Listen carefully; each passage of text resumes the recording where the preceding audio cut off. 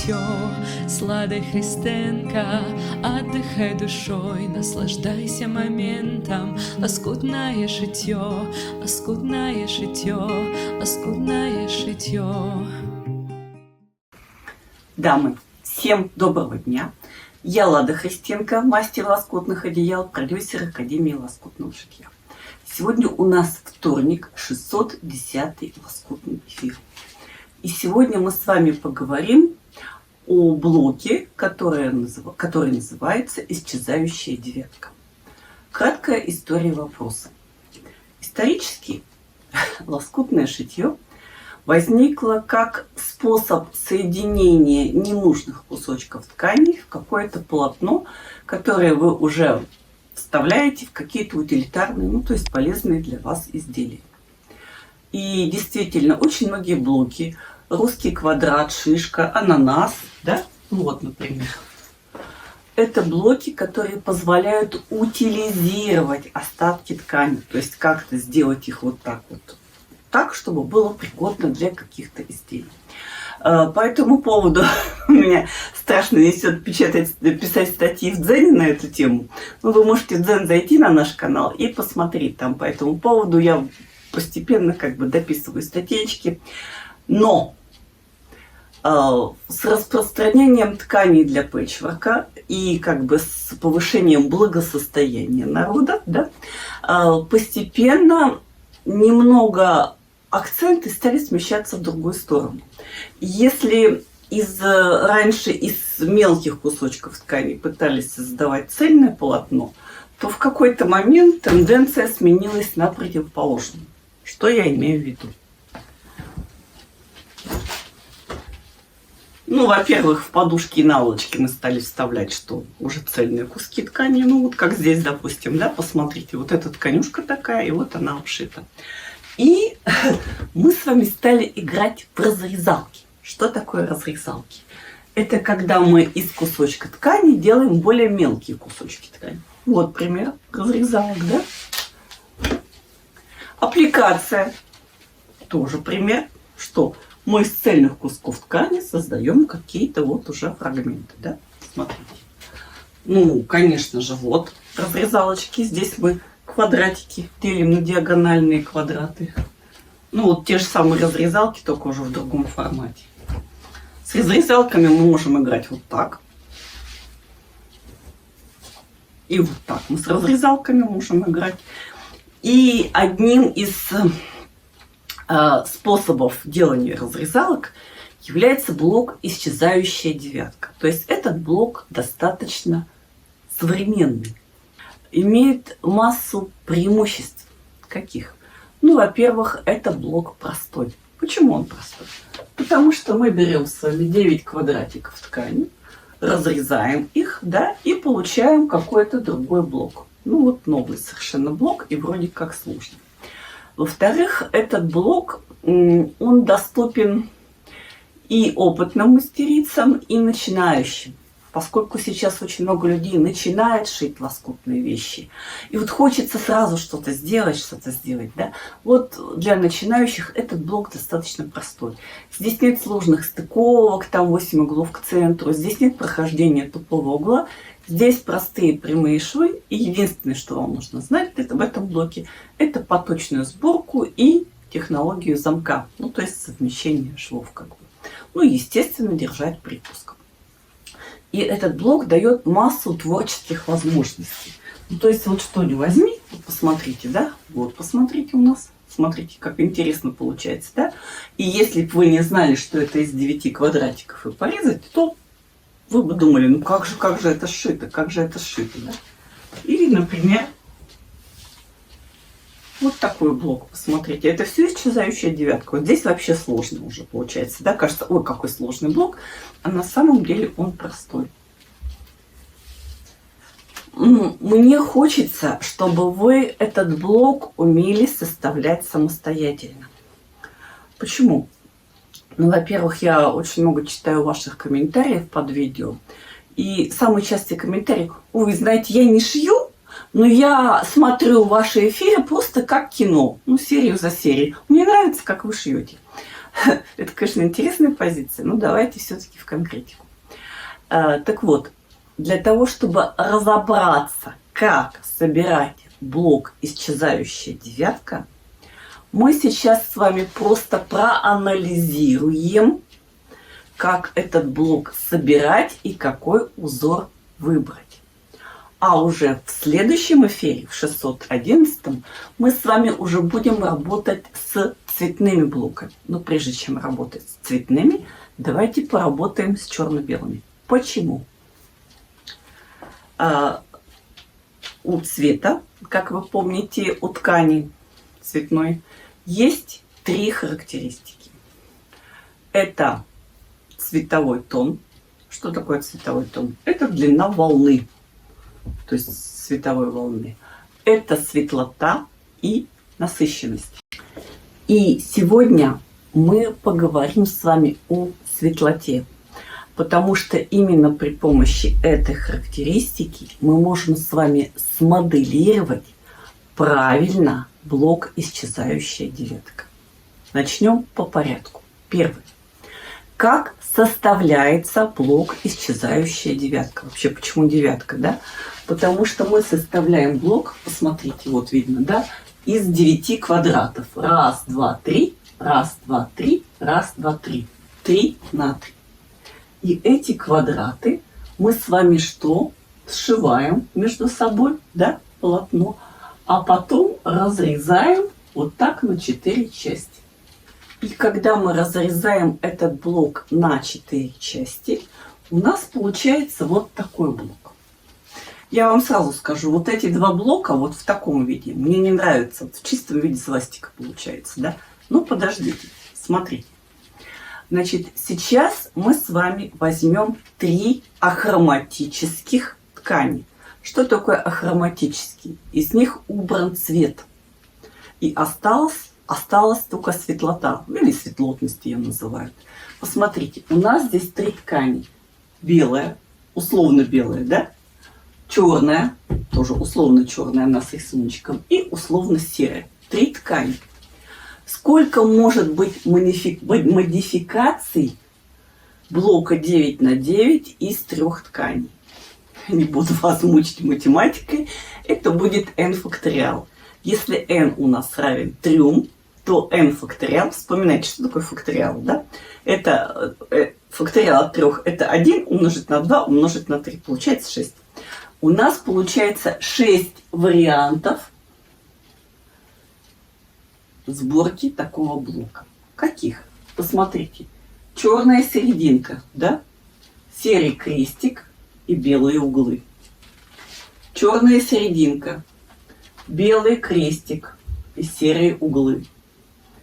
Серая серединка, белый крестик и черные углы. 3. 4. Серая серединка, черный крестик и белые углы. 5 вариант. Белая серединка, серый крестик и черные углы. И 6 вариант, последний, белая серединка, черный крестик и серые углы. Вот из этих наборов мы с вами делаем блоки «Исчезающая девятка». Почему девятка у нас исчезает, да? Потому что у нас здесь получилось 9 квадратов, а посмотрите, вот этот блок уже в готовом виде. Вот он, видите? То есть у нас получается 4 белых квадрата, вот, которые были по углам, да? У нас получаются серые полоски. Их у нас 8, да?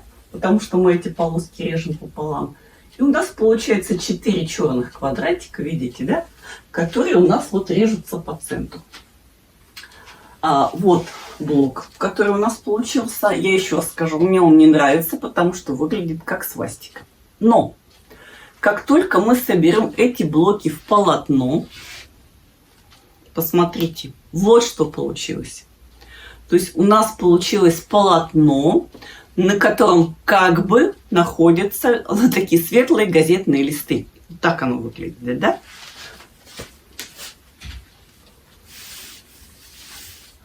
И очень похоже на вот этот же блок, Когда мы собираем этот блок немножко в другой модификации. Серая серединка, черный крестик и белые углы. У нас с вами получится вот такой блок. Видите, да?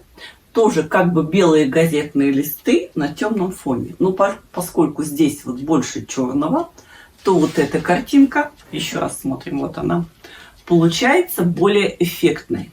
То есть вот такая картинка мне реально нравится.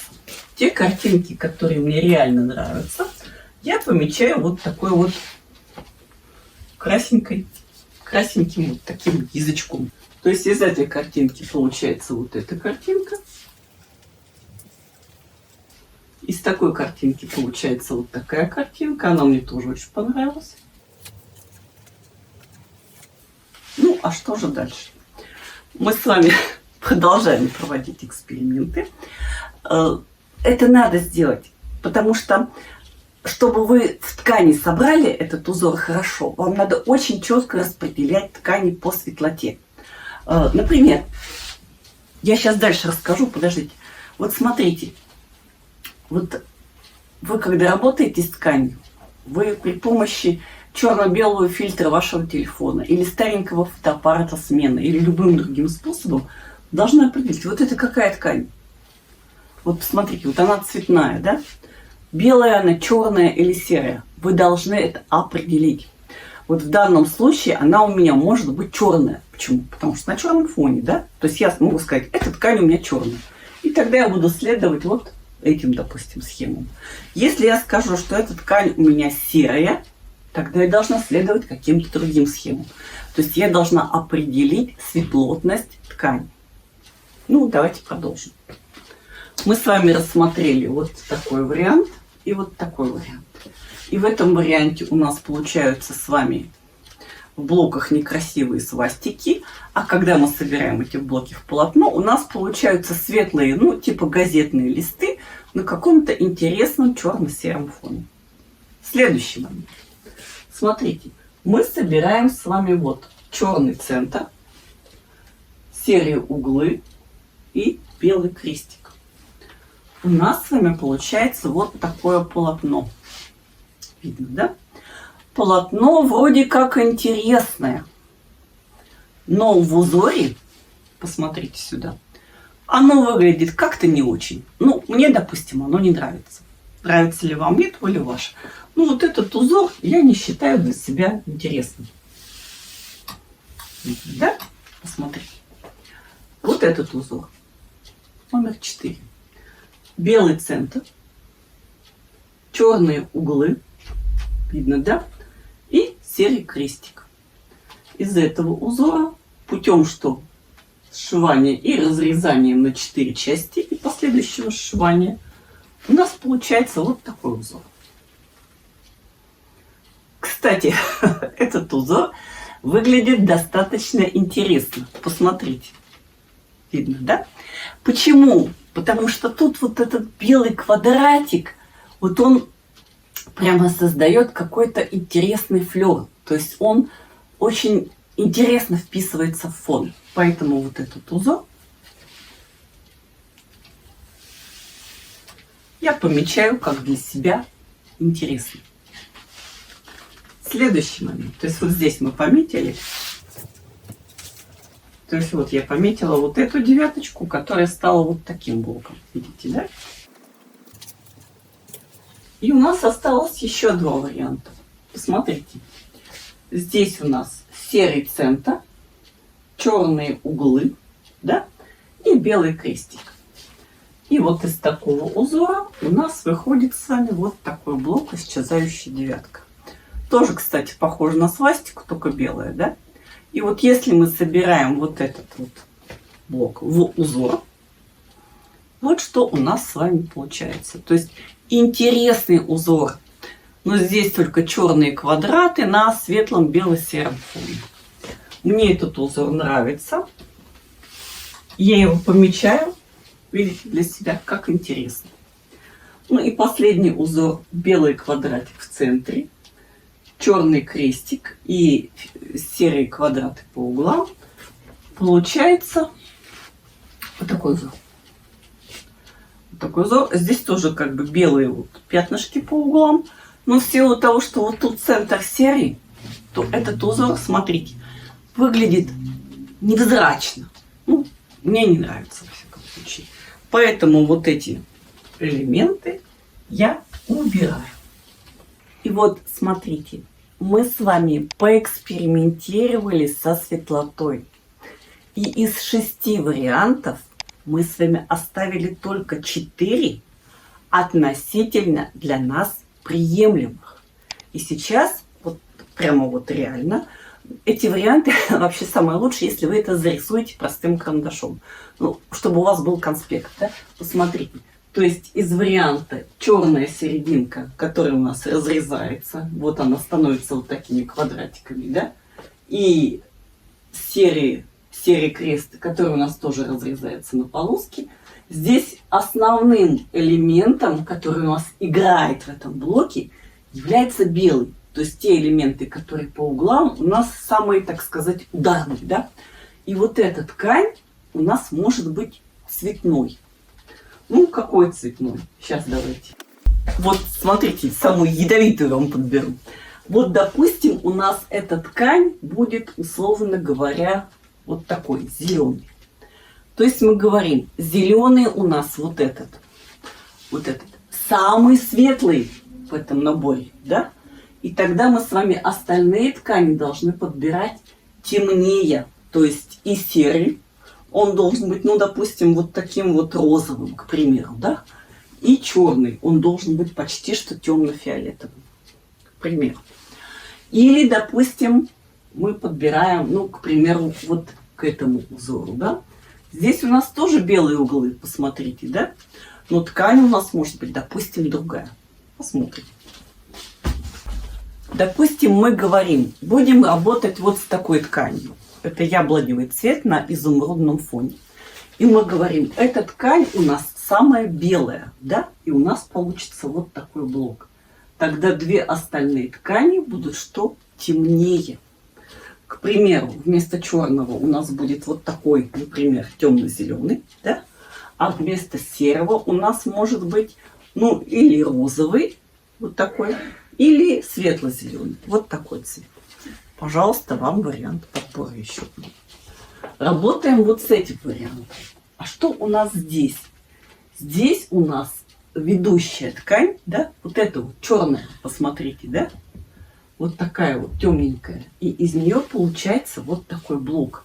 То есть здесь хорошо видны вот эти вот черные квадраты, а все остальные серые и белые являются аккомпанирующими. У нас есть темная ткань? Конечно, есть. И смотрите, касательно черного. У нас в магазине очень много тканей с содержанием черного цвета. Вот, например, ткань Каталина. Если мы ее обозначим условно черной, ну вот такой, да, то есть вот такие у нас квадраты будут черные, да, то аккомпанирующие к ней ткани, или комплементарные, говоря по-английски, у нас с вами будут в светлоте серые и белые. Ну, например, в качестве серого может играть вот такая зелененькая ткань, да, или вот такая вот, допустим, коралловая там, или вот такая розовая. А в качестве белого у нас может играть нежно-розовый, желтенький, который будет прекрасно смотреться. Ну, допустим, вот такой желтенький. То есть любые светлые ткани. Ну, и тоже, если мы сейчас еще одну схему рассмотрим, просто вот знание вот этих светлотных схем поможет вам грамотно подбирать ткани. Ну и рассмотрим с вами 4-ю схему.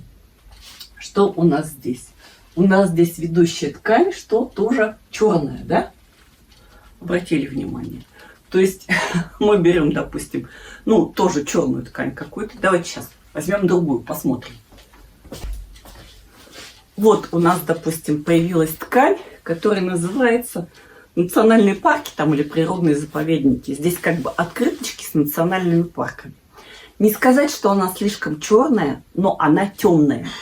Если мы вот эту ткань будем считать за черную, да, вот такую ткань, посмотрите, то нам надо подобрать белую и серую к ней, условно белую и условно серую. И разглядывая вот нашу с вами картиночку, да, мы можем понять, что на белую у нас пойдет, ну, допустим, бежевая, вот такая вот, да, к примеру. Или вот такая светло-голубая ткань. А на серую у нас пойдет любая. Оранжевая, допустим, да? Зеленоватая ткань какая-то, тут желтоватая ткань.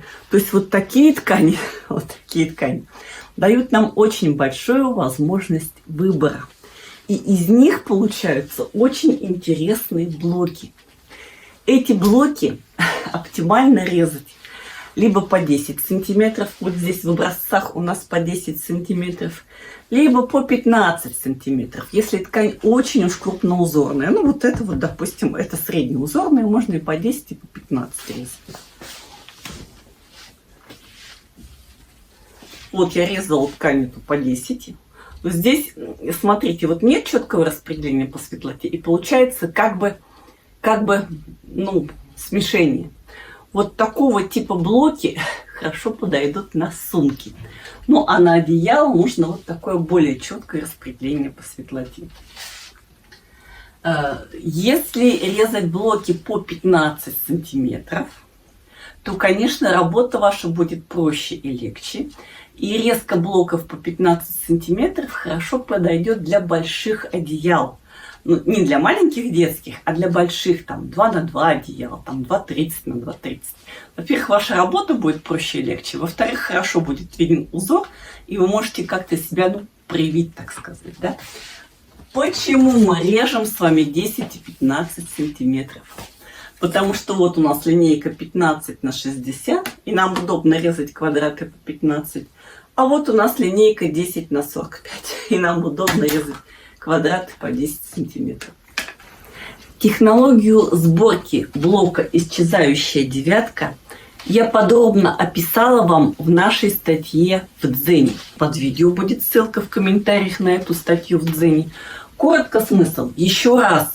Что мы здесь делаем? Мы сшиваем квадраты. Как мы их сшиваем? Мы сшиваем их с вами поточной сборкой. Вспоминайте, мы все знаем это. Сшиваем верхний ряд, сшиваем средний ряд, сшиваем нижний ряд, а потом к этим двум сшитым квадратам пришиваем по третьему квадрату. А потом что? Сшиваем вот эти вот строчки, ну, строки как бы между собой, используя замок. Не буду повторять, у меня про замок очень много написано. Это технология сборки. Мы собрали, потом мы это собранное полотно, что режем вот так вот на 4 части. Как найти середину вот этого квадрата? Надо вот так пересечь 2 диагонали, мы увидим серединку и вот так вот разрежем. Дальше мы вращаем разрезанные кусочки и вот таким вот образом сшиваем. Это все совершенно просто. Ну и, конечно, вопрос, где этот блок «Исчезающая девятка» применять? Если у нас крупноузорная ткань, то мы можем шить прекрасные одеяла. То есть у нас фрагменты 15 на 15 вот этой крупноузорной ткани, совмещенные с другими квадратиками, могут дать нам большое полотно одеяла. Еще раз вам скажу, что в нашей статье в Дзене, вот ссылку на которую я вам давала, есть прямо расчеты, какого размера блок получится из исчезающей девятки 15 на 15. Ну, не открою вам тайну, он получится примерно 40 сантиметров. Вот этот блок примерно 40 сантиметров. А если мы будем исчезающую девятку делать из 10-сантиметровых блоков, вот этот блок у нас получится примерно 25 сантиметров. Ну, чтобы не быть голословной, давайте замерим. Смотрите. Вот у меня 41,2 сантиметра в раскрое, то есть без сшитых краев, как бы, да, то есть 40 сантиметров в готовом виде. И вот у меня 26,2 сантиметра вот этот блок, то есть минус 1,2, 2 припуска, получается примерно 25 сантиметров. Помимо одеял, что мы можем еще делать? Мы можем делать очень интересные подушки. Причем подушки мы можем делать, совмещая вот эти большие блоки к центру и делая их из разных тканей. Но вы как только сошьете, вы поймете, вы начнете комбинировать. Я сейчас не буду на этом останавливаться. То есть мы можем делать хорошие подушки. Причем вот этот блок 15 на 15, он как раз дает 40 на 40, о чем я только что говорила. Да? Это уже как раз готовое тело подушки. То есть все вот эти маленькие подушечки у нас 40 на 40 сантиметров. Теперь, что касается сумок. Сумки – это такая классная вещь. Во-первых, сумок хороших много не бывает. Ну, вот меня, допустим, по жизни сопровождает вот такая сумка, да, то вот, посмотрите, вот такая вот интересная. И еще у меня есть джинсовая сумка. Помните, мы шили с вами джинсовую сумку с Crazy Rose? Это я люблю большие сумки, их повесил, пошел сюда, пару кирпичей положил. Для сумок нам нужны более темные форматы.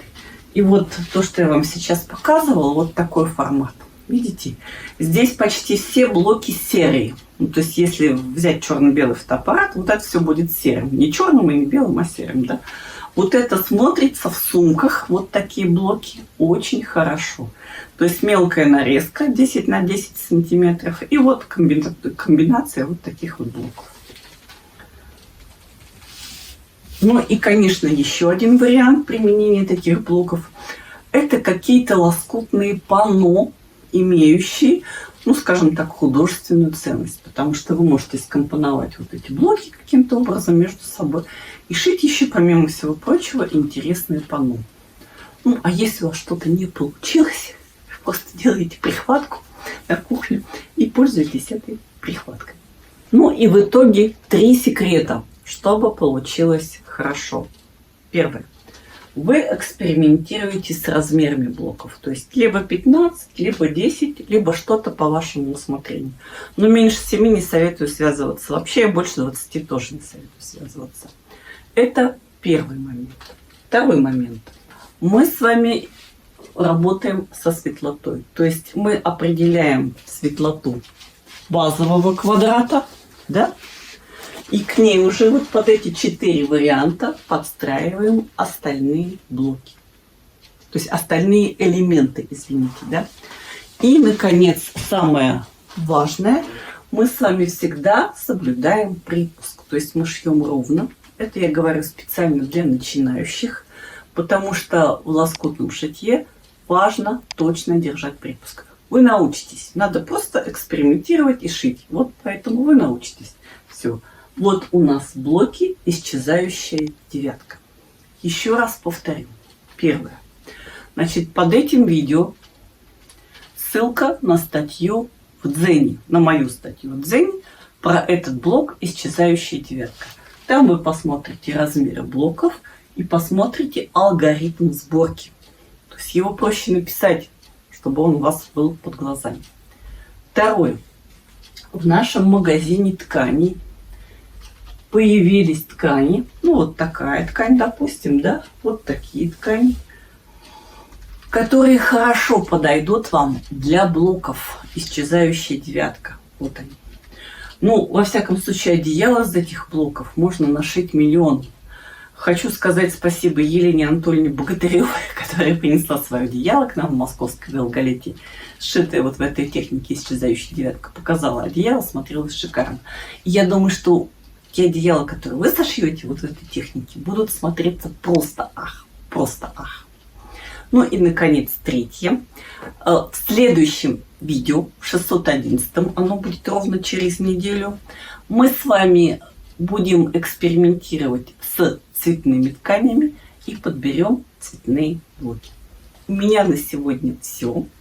С вами была Лада Христинка, мастер лоскутных одеял. Всем удачного дня!